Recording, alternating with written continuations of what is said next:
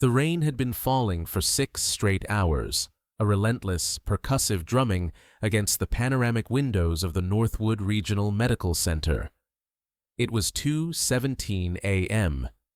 Inside, under the sterile hum of fluorescent lights that bleached all color from the world, Elias Vance pushed a yellow mop bucket across the polished linoleum of Trauma Bay 3. The wheels squeaked a mournful, rhythmic complaint. He wore a standard-issue gray janitorial jumpsuit, the name Eli embroidered in neat blue thread over his right pocket. At 48, his hair was more salt than pepper at the temples, and the lines around his eyes were etched not by laughter, but by a profound and lasting fatigue. He moved with an economy of motion, a quiet efficiency that rendered him nearly invisible, which was precisely the point. He was wiping down the stainless steel counter when a flicker caught his eye. Not in the room, but on the central monitoring station visible through the glass partition, a subtle arrhythmia on the ECG telemetry for bed 12 in the main ER bay, a brief, aberrant flutter that corrected itself almost immediately. A premature ventricular contraction, common, benign usually. But it was the shape of the T-wave inversion that followed it that caused a ghost of a sensation in his hands, a memory of tension. He paused, the damp rag in his hand dripping a slow, steady patter onto the floor. He watched the screen for another 30 seconds. Nothing. The rhythm strip printed out automatically at the nurse's station, another piece of paper in a mountain of data, likely to be glanced at and dismissed. Eli let out a breath he didn't realize he'd been holding and went back to his work. Anonymity was a fortress he had spent 5 years building, brick by painful brick. The fortress walls were breached at 2:23 a.m. The radio on the charge nurse's desk crackled to life, the paramedic's voice strained with urgency. "Northwood Base, this is Medic 3. We are inbound, ETA 4 minutes, with a 16-year-old female, status 1. Anaphylaxis. Patient is cyanotic, BP 60 over palp, SATs dropping into the low 80s. We've administered 0.5 milligrams of epi-IM, starting a second line." The practiced, calm chaos of the ER erupted. A switch was flipped. Nurses and techs moved with purpose. Dr. Aris Thorne, the night's attending, a man in his late 30s with sharp, intelligent eyes and an air of supreme confidence, stepped into the trauma bay Eli had just cleaned. "Let's get her in here. Full anaphylaxis protocol. Draw up another 0.5 of epi, this time IV. I want steroids, H1 and H2 blockers ready to go. Respiratory. Be ready to intubate." Eli faded back, pushing his cart against the far wall of the corridor, becoming part of the institutional beige. He was a shadow, a fixture. He had seen this 100 times. A peanut allergy, a bee sting. Terrifying for the patient, but routine for the team, except for the ghost on the monitor he'd seen minutes before. A stray thought, irrelevant and unwelcome. The ambulance bay doors hissed open, admitting a blast of rain-soaked air that smelled of asphalt and ozone. The paramedics burst through, their movements frantic but efficient. On the gurney was a girl, her face swollen and blue-tinged, her lips puffed and pale. Her chest heaved in ragged, desperate gasps, a high-pitched stridor whistling with each failed inhalation. Behind them, a woman in a soaked trench coat, her face a mask of raw terror, stumbled to keep up. "Maya! Oh God, my baby Maya!" "Ma'am, you need to stay back," a nurse said gently but firmly, guiding the woman toward the waiting room. "She just had a bite of a dessert at a friend's house," the mother cried, her voice cracking. "They swore there were no nuts. She's allergic to walnuts, just walnuts." Dr. Thorne was already at the head of the bed. "All right, let's move. On my count. 1, 2, 3. They shifted Maya from the gurney to the bed.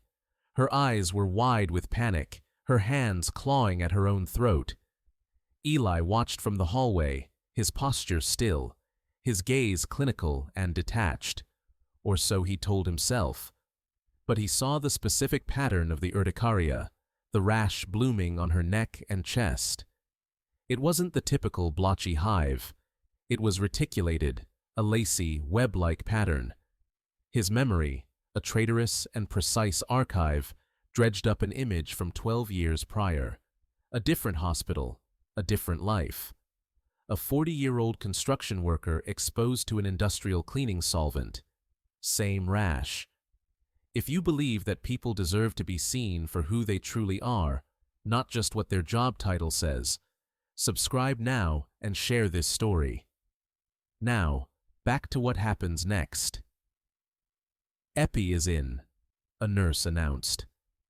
They all watched the monitor, waiting for the familiar, welcome spike in blood pressure, the opening of the airways. The numbers barely budged. Maya's stridor grew louder, more desperate. "No response. Let's push the steroids and Benadryl," Thorne commanded, his voice tight. "And get me a tube. We're losing her airway." As the respiratory therapist prepared the laryngoscope, Eli's phone vibrated in his pocket, a single, silent buzz he had programmed just for this one number. He glanced at the screen, a small picture of a smiling boy with a missing front tooth. Leo. He instinctively turned, slipping into a small supply closet filled with stacked boxes of gauze and IV bags. The smell of latex and sterile plastic was a world away from the panic in the trauma bay. He answered, his voice dropping an octave, losing its vacant flatness and becoming something else entirely. Something warm and solid. "Hey, buddy. You're up late." A small, sleepy voice came through the phone. "I had the dream again, Dad." Eli closed his eyes, leaning his forehead against a cool metal shelf. The dream, the one where Leo was in a vast empty place, calling for him, and Eli was nowhere to be found. It had started a few months after Anna died and had never truly left. "The empty place? Yeah, I couldn't find you anywhere." "I'm right here, Leo. Even when you can't see me, I'm right here." He could hear the beeping of the monitors from the trauma bay through the closed door, the pitch becoming more urgent. A new alarm had joined the chorus. Bradycardia. Her heart was slowing. That was wrong. Anaphylaxis should cause tachycardia. "Promise?" Leo's voice was small, vulnerable.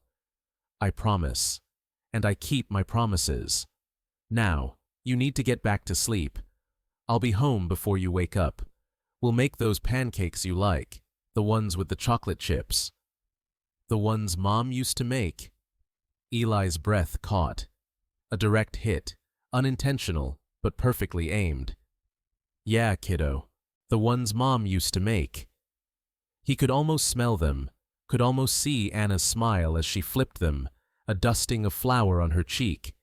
The memory was so vivid, it was physically painful, a hollow ache in his chest. "Okay, Dad. I love you. I love you more. Go to sleep." He hung up, the silence in the closet suddenly deafening. He had built this life, this small, quiet world for Leo. A world with a father who was always there, who never missed a bedtime, who was predictable and safe. A janitor, a ghost in the machine. It was a lie, but it was a necessary one. He had traded his own identity for his son's stability. He opened the door and stepped back into the hallway. The scene in the trauma bay had deteriorated. "I can't see the cords. The whole airway is edematous," the respiratory therapist said, his voice strained. "Her pressure is dropping again. She's bradying down to the 40s, a nurse called out. "This makes no sense," Thorne muttered, running a hand through his hair. "The epi should be driving her heart rate up, not down. Push another amp of atropine." Eli stood frozen, the phone still warm in his hand. The reticulated rash, the paradoxical bradycardia, the poor response to epinephrine. It wasn't just anaphylaxis. It was something else, something masquerading as it. He had seen it before, twice in his 20-year career, a rare, lethal intersection of immunology and cardiology. He felt a tremor begin in his right hand, the ghost he had been running from for 5 years. The tremor that had started the day Anna's oncologist, her own colleague, had looked at him with pity and said, "There's nothing more we can do." The tremor that had made him put down his scalpel forever. He curled his fingers into a tight fist, digging his nails into his palm. Stay invisible. It's not your patient. It's not your problem. You have a promise to keep. Pancakes in the morning. But then, Maya's body arched on the bed, a single, violent convulsion, and the monitor screamed the piercing, unbroken tone of a systole. Flatline. "She's arrested! Starting compressions!" a tech shouted, jumping onto a stool and beginning the rhythmic pumping on the young girl's chest. Eli watched them work, a team of dedicated professionals doing everything right, following the algorithm perfectly. And it was all wrong. He saw the path they were on, and he knew where it ended. It ended with Dr. Thorne calling the time of death. It ended with a nurse leading a screaming mother into a quiet room. It ended the same way it had ended for the construction worker 12 years ago, before Eli, in a moment of desperate insight, had realized the truth. He had saved that man. He had failed to save his own wife. He couldn't save Anna from the cancer that consumed her from the inside out, a betrayal of biology that all his knowledge had been powerless against. He had held her hand for 17 days in that sterile room, watching the numbers on the monitors dwindle, a god of the operating theater reduced to a helpless, grieving husband. The world had revered Dr. Elias Vance, the surgeon with the golden hands, the man who had authored 112 peer-reviewed articles and had a surgical procedure for aortic dissection named after him. But that man couldn't stop one cluster of malignant cells. That man had failed. So, he had buried him. Now, that buried man was clawing his way out. He looked at Maya, her young face placid now that the struggle was over, her life being measured in compressions and breaths. He looked at the frantic energy of the team, the desperation in Dr. Thorne's eyes. He thought of Leo, safe in his bed. Being brave isn't not being scared. It's doing what you need to do even when you're scared. The simple, profound wisdom of a 10-year-old. He made a decision. He dropped the mop. The clatter of the handle hitting the linoleum was shockingly loud. He walked forward, crossing the threshold from the hallway into the trauma bay. He moved with a purpose that felt both alien and deeply familiar. The nurses, busy with their tasks, barely registered him. He reached the side of the bed, his eyes locked on Maya's face. The mother, who had slipped past the nurse and was hovering in the doorway, saw him. She saw the gray jumpsuit, the name Eli on his chest. She saw a janitor, a menial worker, stepping into the most sacred and terrifying space of her life. He reached out, his long, steady fingers going to Maya's jaw, tilting her head back into a perfect sniffing position, his other hand sweeping her mouth with a practiced, hooking motion of his index finger to clear any obstruction. An instinct honed over thousands of hours of life or death decisions. The mother's terror found a target. "Get away from her!" she shrieked, her voice a raw wound. "What are you doing? Get your filthy hands off my daughter!" A few heads turned. The rhythm of the compressions faltered for a beat. "Somebody get him out of here!" the mother screamed, lunging forward before another nurse caught her arm.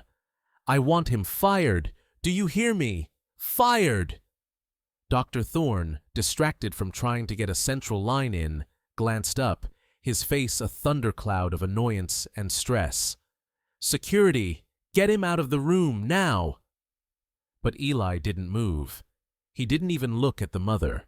His gaze was fixed on Thorne, and for the first time in 5 years, the ghost in the machine spoke. His voice was quiet, calm, and utterly devoid of the deference expected of a janitor. "Stop compressions." The tech hesitated, looking at Thorne. "Keep going," Thorne snapped, then glared at Eli. "I said get out! Who the hell do you think you are?" "It's not standard anaphylaxis," Eli said, his voice cutting through the noise. He held Thorne's gaze, a conduit of pure distilled information. "It's Kunis syndrome, type 2. The mast cell degranulation is causing an acute coronary artery spasm. You're treating the allergy, but you're killing her with the epinephrine. It's clamping down the one artery she has left. You're fighting a myocardial infarction, not just an allergic reaction." The room fell silent, save for the grunt of the tech doing compressions and the mother's ragged sobs. Thorne stared at him, his expression a mixture of disbelief and fury. Kunis syndrome, allergic angina. It was a footnote in the textbooks, a zebra diagnosis so rare most doctors went their entire careers without seeing it. A condition a janitor would not, could not, know. "I'm not asking you to trust me," Eli said, his voice still unnervingly calm. "I'm asking you to consider the possibility. The paradoxical bradycardia, the poor response to EPI, the reticulated rash. It's all there. You have less than 90 seconds before ischemic brain damage becomes irreversible. Check for ST elevation in leads 2, 3, and a VF on your 12 lead. I'll bet my life you'll find an evolving inferior wall MI." Thorne was frozen, caught between the sheer absurdity of the situation and the chilling certainty in the janitor's voice. A young nurse, a recent graduate named Chloe, who still believed in miracles, had already moved to the EKG machine. Her fingers flew across the console. The machine whirred, printing out the 12-lead strip. She ripped it off and held it up, her eyes wide. "He's right," she whispered, her voice trembling. "Oh my God, he's right. There's marked ST elevation in the inferior leads. It's a massive heart attack." The air crackled. The power dynamic in the room inverted in a split second. Thorne looked from the EKG to Eli, his professional arrogance vaporized, replaced by a raw, naked bewilderment. He saw him for the first time, not the jumpsuit, but the quiet authority in his eyes, the surgeon's stillness in his posture. "Who are you?" he breathed. Eli ignored the question. Time was a currency they were rapidly running out of. "Stop the epinephrine. It's acting like gasoline on a fire. You need to treat the vasospasm. Give her 0.4 milligrams of sublingual nitroglycerin now, and a calcium channel blocker or a beta blocker. Metoprolol, 5 milligrams IV push. It will counteract the coronary spasm without dropping her pressure too much further." For a heartbeat, Thorne hesitated. It went against every protocol, every instinct he had. Giving a beta blocker to a bradycardic, hypotensive patient was a cardinal sin. But the EKG strip in the nurse's hand was undeniable proof. He was standing at a crossroads, with a dead girl on one path and career suicide on the other, guided by the impossible words of a janitor. He made his choice. "Stop compressions," he ordered. The tech backed away. "Chloe, give me 0.4 of nitro under the tongue, now, and someone draw up 5 milligrams of metoprolol." The mother stared, uncomprehending. What is happening?" No one answered. Chloe fumbled with the tiny nitro pill, her hands shaking as she placed it under Maya's tongue. Another nurse pushed the metoprolol into the IV line. The room held its breath. For 5 seconds, nothing happened. The flatline tone continued its mournful, steady drone. Thorne's face was pale. He had just bet a girl's life on the word of a madman. Then, a single, beautiful beep. A blip appeared on the screen. Then another. A slow, agonizingly weak rhythm. Sinus bradycardia at 30 beats per minute. But it was a rhythm. Her heart was beating on its own. "We have a pulse," the nurse said, her voice filled with awe.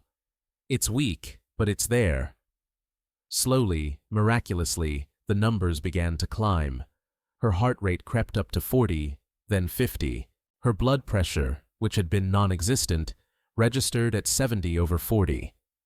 The dusky blue color of her skin began to recede, replaced by a pale, fragile pink. The swelling in her face seemed to lessen, her features softening as the vasospasm relaxed its grip. Maya took a breath, a shaky, shuddering, glorious breath, all on her own. A collective sigh of relief washed through the room. It was a physical thing, a wave of released tension that left them all weak-kneed. Dr. Thorne leaned against the bed, wiping sweat from his brow with the back of his sleeve. He looked at the monitor, at Maya, and then at the man in the gray jumpsuit who was quietly backing away, melting back toward the door.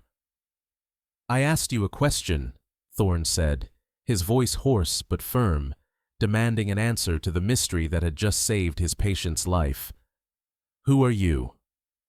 Eli paused in the doorway, the mop handle now back in his hand, his shield. He looked at the floor, not at Thorne. "I'm the janitor," he said softly. He turned and disappeared into the hallway, leaving behind a miracle and a room full of unanswered questions. He walked down the corridor, his legs unsteady, the tremor back in his hand, violent and undeniable. He didn't stop until he reached the quiet solitude of the basement locker room, where he sat on a hard wooden bench and finally, for the first time in 5 years, let himself shake. Stories like this remind us that expertise can hide anywhere, and dismissing someone based on their position might mean missing the person who could save everything. If that resonates, hit like and comment where you're watching from. Because what Eli does next changes everything. The next few nights were quiet. Eli kept to his routine, a silent automaton polishing floors and emptying trash cans, his presence so unassuming it barely registered. He avoided the ER, focusing his route on the administrative wings and the quiet upper floors where patients slept. But the hospital was buzzing. The story of the miracle in Trauma Bay 3 had spread like wildfire, morphing with each telling. Some said a ghost had whispered the diagnosis. Others claimed it was a traveling doctor, a secret shopper for the Joint Commission. The only consistent detail was the janitor, a mysterious figure who had appeared, spoken an impossible truth, and vanished. Dr. Thorne had listed the official diagnosis as anaphylaxis with secondary cardiogenic shock, a vague and unsatisfying description that neatly sidestepped the inexplicable part of the story. He had tried to find Eli, but it was as if the man had evaporated. He wasn't on the day shift roster. He wasn't in the employee database beyond a name, a start date, and a post office box for an address. Eli, meanwhile, focused on Leo. He made the chocolate chip pancakes. He helped with a diorama of the solar system, meticulously painting the swirling storms of Jupiter with a tiny brush, his hand perfectly steady. He was present. He was safe. He was Dad. But something had shifted. When he looked in the mirror, he saw the tired janitor, but he also saw the ghost of the man he used to be, and for the first time, he wasn't entirely sure which one was the imposter. The invisibility he had cultivated for so long now felt less like a shield and more like a cage. The second test came on a Wednesday, a week after Maya's resuscitation. A thick fog had descended on the interstate, leading to a 17-car pileup. The ER was a war zone. Every bay was full, patients lined the hallways, and the air was thick with the smell of blood and fear. Thorne was in his element, a general commanding his troops, but the sheer volume was overwhelming. Triage was a chaotic bottleneck at the entrance. Eli was supposed to be cleaning the surgical suites on the 3rd floor, far from the fray. But the call for all available hands to help with transport had gone out over the hospital-wide PA system, and on instinct, he had made his way down. He didn't enter the clinical space. He stood near the ambulance bay entrance, where families were beginning to congregate, a panicked, desperate mob held back by a single, overwhelmed security guard. He watched the chaos for a moment, his mind automatically sorting, categorizing, prioritizing. He saw a young mother trying to manage 3 crying children while desperately asking about her husband. He saw an elderly man, pale and shaking, clearly a patient who had wandered out of a room. He saw a teenage boy with a bleeding head wound who had been triaged as walking wounded, but whose pupils were uneven. Eli didn't raise his voice. He didn't give orders. He just moved. He approached the young mother first. "Ma'am," he said, his voice calm and low, "let's find a place for your children to sit. What's your husband's name? I'll make sure the triage nurse has it." He guided her and her children to a series of chairs against the wall, creating a small island of order. He then approached the elderly man, gently touching his arm. "Sir, you look like you should be in a bed. Let's find your room." He spoke to the security guard, pointing out the man, who was quickly reunited with a frantic nurse. Finally, he walked over to the teenage boy. "Hey there, that's a nasty cut. How's your head feeling?" "I'm fine," the boy slurred, trying to look tough. "Just dizzy." Eli looked into his eyes, his gaze professional and quick. "What's your name?" Jake." "Jake, I want you to follow my finger, okay?" He moved his finger back and forth. The boy's left eye tracked perfectly. The right one lagged, sluggish, a classic sign of a possible epidural hematoma, a talk-and-die injury. Eli didn't cause a scene. He found Chloe, the young nurse from the Kunis syndrome case, who was running supplies. "Chloe," he said quietly, "the boy in the blue hoodie. Jake. Get Dr. Thorne to look at him now. Unequal pupils, possible head bleed. He needs a CT." Chloe, who now looked at Eli as if he were a prophet, didn't question him. She grabbed the boy and pushed him through the triage line, directly to Thorne. "Doctor, you need to see this kid now. The janitor said—" She cut herself off, but Thorne had heard. He did a quick neurocheck, his eyes widening. He immediately re-tagged the boy from green to red and sent him for an emergency scan. Thorne saw Eli then, standing at the edge of the chaos, a still point in the turning world. He wasn't practicing medicine. He was managing a crisis, seeing the details everyone else was missing, imposing order through sheer, quiet competence. He was seeing the whole board, not just the next move. And Thorne understood. The first time might have been a fluke, a lucky guess. This was not. This was a pattern. This was expertise. The next afternoon, Thorne found him. He wasn't mopping a floor. He was in the hospital's sub-basement, in the dusty, silent medical archives. Eli was sitting at a long table, an open, leather-bound volume in front of him. It was a surgical atlas from the 1950s, the anatomical drawings rendered with breathtaking artistry. He was just looking, his fingers tracing the lines of the brachial plexus. Thorne didn't say anything at first. He just placed a thin manila folder on the table next to the atlas. Eli didn't look up. "It took some doing," Thorne said, his voice echoing in the vast, quiet room. "You covered your tracks well. Name change was legally done 4.5 years ago. Social Security number is clean. But the prints from your employee file, they eventually matched a set in the National Medical Licensure Database, a set that had been flagged as inactive." Eli slowly closed the heavy book. He still didn't look at Thorne. "Elias Vance," Thorne read from the file, his voice holding a note of reverence. "M.D., Johns Hopkins, summa cum laude, Chief of Trauma Surgery, Johns Hopkins Hospital, 2008 to 2018. The Vance procedure for acute type A aortic dissection repair. 112 peer-reviewed publications, recipient of the Jacobson Innovation Award in 2016. Then, in October of 2018, you disappeared. Your license lapsed, your credentials expired, you just vanished. Thorne sat down opposite him. I've spent the last week trying to understand. I read about your wife, Dr. Anna Vance, a brilliant oncologist. I am so profoundly sorry for your loss. I can't imagine what that was like. Eli finally looked at him. His eyes were not angry or ashamed. They were just weary. You can't. No, Thorne admitted.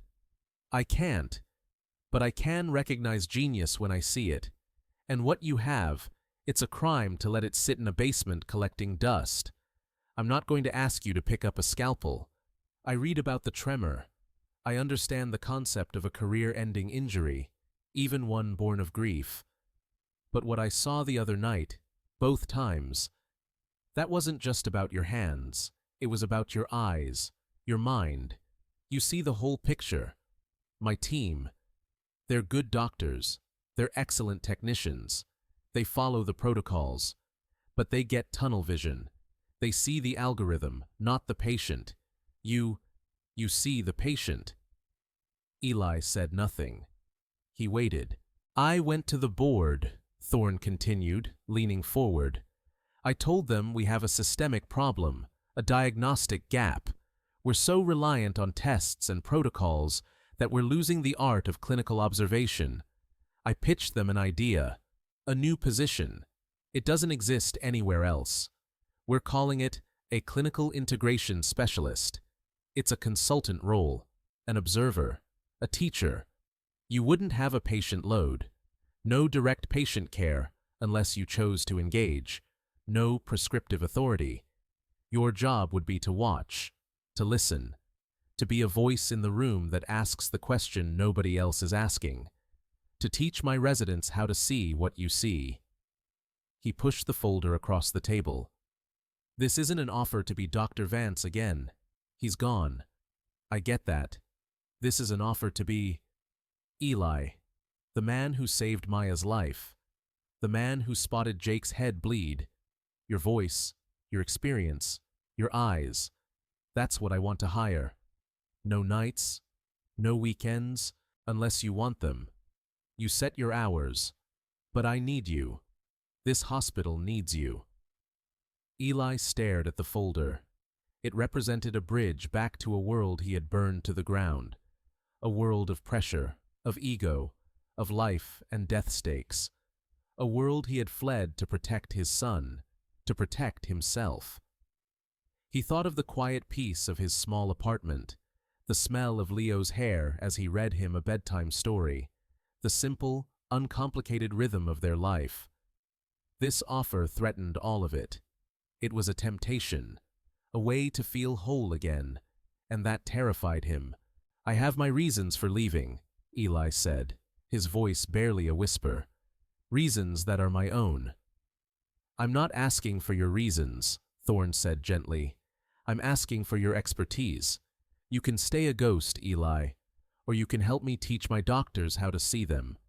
He stood up. The offer is on the table. Think about it. He turned and left, his footsteps echoing until they faded, leaving Eli alone in the silence with the ghosts of his past and the terrifying possibility of a future. That evening, Eli sat on the floor of Leo's room. They were building a massive, intricate Lego spaceship, a model with over 5,000 pieces. Leo, now 10, worked with a focused intensity that reminded Eli of Anna in her lab. For an hour, they just built, the quiet clicks of the plastic bricks the only sound. Did something happen at work? Leo asked, not looking up from the complex gearing mechanism he was assembling. You look different. Eli stopped, a small gray connector piece in his hand. Kids saw everything. Dr. Thorne, my boss, he offered me a new job. A new janitor job? No, something different. Something more like what I used to do, a long time ago. Leo paused, looking at his father. He knew the vague outlines of the story, the carefully edited version. Dad used to be a doctor, a very important one. Then Mom got sick, and after she died, he stopped. The man who fixed people? Leo asked. Eli's throat tightened. Yeah, that man. Why did you stop? Leo asked. It was a question he had never asked so directly before. Eli chose his words carefully. Because I couldn't fix the most important person, and I was afraid of failing again, afraid of a lot of things. So I decided it was better to just be your dad. To be here. Always. Leo looked at the half-finished spaceship on the floor between them. It was magnificent, but incomplete. Would it make you happy, he asked, to fix people again? I don't know, Eli answered honestly. I'm not sure I'm ready. It's complicated. Leo picked up a large wing piece and looked at the instruction booklet. He seemed to be thinking. Then he said something so simple, so profound, it struck Eli with the force of a physical blow. You can't just build half a spaceship, Dad, he said, holding up the incomplete model. It won't fly. Eli stared at his son, then at the spaceship. Half-finished, grounded. A perfect, heartbreaking metaphor for his own life. He had been so focused on being a safe harbor for Leo that he hadn't realized he had built the harbor walls so high, he'd trapped himself inside.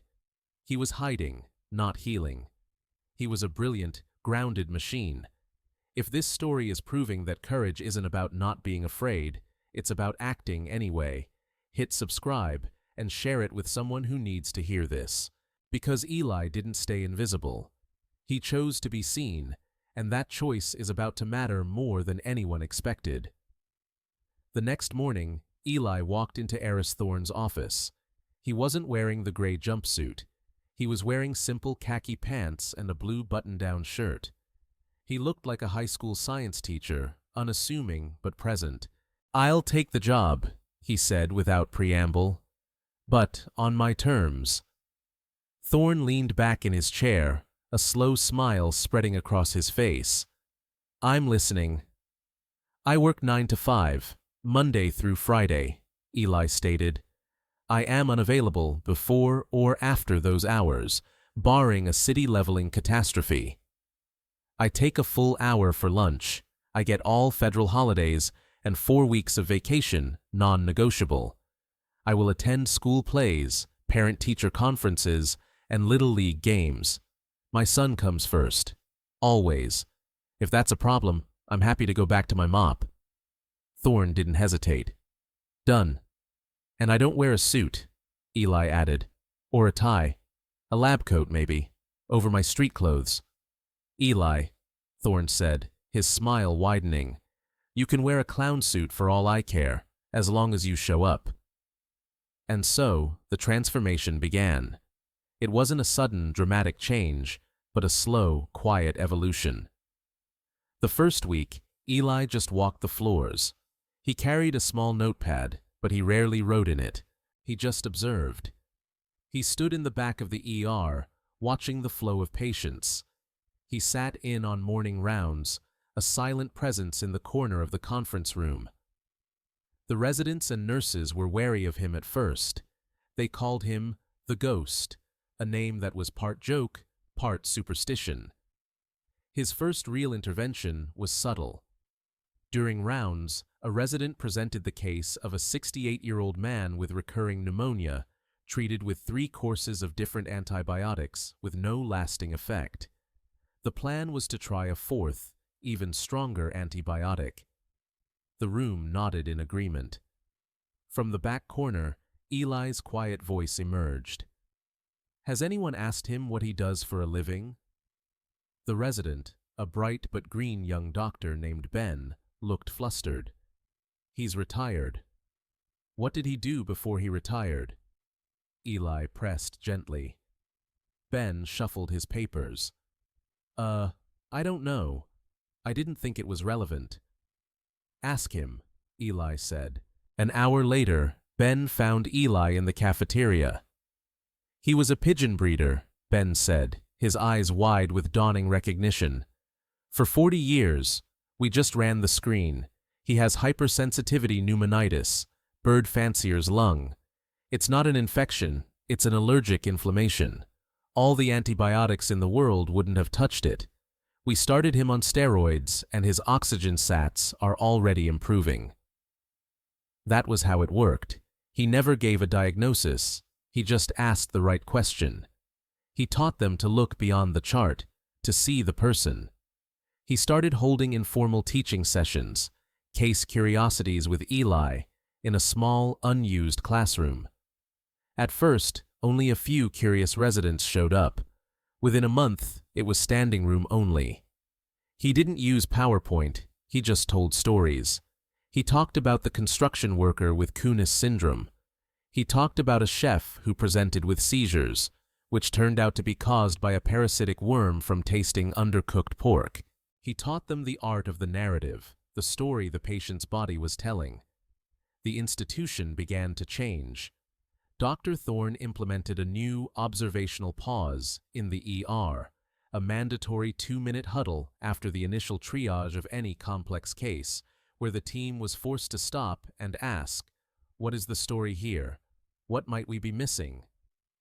Diagnostic accuracy for complex cases at Northwood improved by 18% in the first 6 months. Patient satisfaction scores went up. The Vance protocol, as Thorne secretly called it, was working. Eli changed too. The weariness in his eyes began to recede, replaced by a quiet spark of purpose. He still left at 5 p.m. on the dot. He still made pancakes and helped with homework, but he was no longer half a spaceship. He was flying, and he was bringing his son with him. Leo noticed. "You don't look so tired anymore, Dad," he said one night. About 8 months after he took the new job, Eli was walking through the main lobby when he heard a voice call his name. "Mr. Vance? Eli?" He turned. It was Maya, the girl from that rainy night. She looked healthy, vibrant, her face free of swelling, her eyes bright. Next to her stood her mother, who looked at Eli with an expression of profound, humbling gratitude. "We volunteer here now, on Wednesdays," Maya said, smiling. I never got to thank you." Her mother stepped forward, her hands twisting the strap of her purse. I have tried to write you a letter a dozen times," she said, her voice thick with emotion. "I can't find the words. You were saving my daughter's life, and I screamed at you. I tried to have you fired, the thought of what could have happened. If they had listened to me." She trailed off, her eyes filling with tears. Eli simply nodded. He remembered her terror, the primal fear of a parent watching their child die. He didn't feel anger, only a shared understanding. "You were scared," he said. "I understand what that's like." Maya stepped forward and, without warning, wrapped her arms around him in a tight hug. Eli froze for a second, the unexpected physical contact a jolt to his system. Then, slowly, he raised his arms and hugged her back. "Thank you," she whispered into his shirt. "Thank you for seeing me when no one else did." When they pulled away, Maya's mother was looking at him, at the simple lab coat over his shirt, at the ID badge that read, "Elias Vance, Clinical Integration Specialist." "You're not a janitor anymore," she stated, a soft smile on her face. "No," Eli said, a hint of his own smile touching his lips. "I'm not." 2 years passed. The rain was falling again, a gentle spring shower this time, not the angry torrent of that night. Eli stood at the front of a lecture hall filled with Northwood's new class of medical residents. On the large screen behind him was a slide with a single EKG strip, the one from Maya's case. "Kunis syndrome," he said, his voice resonating with quiet confidence. "The intersection of the heart and the immune system. It's rare. Most of you will never see it. But that's not the point. The point is to remember that the patient in front of you has not read your textbook. They will not always follow the algorithm. Your job is not just to be a technician. It is to be a detective, to listen to the story the body is telling. He looked different now. At 50, the gray at his temples was more pronounced, but the deep carved lines of grief around his eyes had softened. He looked settled, at peace. He finished his lecture, answered a dozen eager questions, and at exactly 4:55 p.m., he packed his leather satchel. He walked out of the hospital into the clean, rain-washed air. He no longer felt the need to be invisible. Nurses and doctors greeted him by name. "Eli, great lecture today." He smiled and nodded, a man comfortable in his own skin. On his wrist, the simple, elegant face of his Patek Philippe watch was visible, no longer hidden beneath a sleeve. It was a gift from Anna, a celebration of his appointment as chief of trauma at Hopkins. For years, he couldn't bear to look at it. Now, it was just a part of him, a reminder not of what he had lost, but of what he had loved. He arrived home to the smell of garlic and basil. Leo, now a lanky 12-year-old with his mother's sharp intelligence, was at the stove, carefully stirring a pot of pasta sauce. "Hey, Dad, how was the lecture?" "Good. We talked about Maya's case." Leo nodded, his focus on the sauce. "The one that made you not a janitor anymore." Eli smiled, leaning against the counter. The Lego spaceship, long completed, sat on a high shelf in the living room, a monument to a turning point. On the mantelpiece was a framed photo of Anna, her smile radiant. Leo sometimes talked to it, telling her about his day. The grief hadn't vanished. It had been integrated, woven into the fabric of their lives, a source of depth and love, not just pain. If this story reminded you that hiding isn't the same as healing, and that being truly seen is worth the risk, subscribe, share, and comment below. Because somewhere right now, someone is hiding gifts the world needs. Maybe this story will remind them to step forward. Later that night, Eli was tucking Leo into bed. The nightmares had stopped over a year ago. "Dad," Leo said, his voice sleepy. "That lady today, Maya's mom, she said you're the best doctor in the whole hospital." "Dr. Thorne is the best doctor in the hospital," Eli corrected gently. "I'm just a consultant." Leo propped himself up on his elbow, his expression serious. "So, what are you? Are you a doctor, or a teacher, or what?" Eli sat on the edge of the bed, the weight of the question settling in the quiet room. For 5 years, he had been a man defined by what he wasn't. Not a surgeon, not a husband, a janitor, an absence. Then he had become a bridge, a specialist, a voice. But that wasn't the answer, not the real one. He looked at his son, the living, breathing reason for every choice he had ever made. He thought of Anna's smile, of Maya's hug, of the young residents now trained to look for the story. He had not gone back to being Dr. Vance. He had become someone new, someone forged from all the pieces of his life, the brilliance and the grief, the skill and the humility, the father and the physician. They were not separate things anymore. He smiled, a real, full smile that reached his eyes. "I'm your dad," he said softly, "and I'm exactly where I need to be."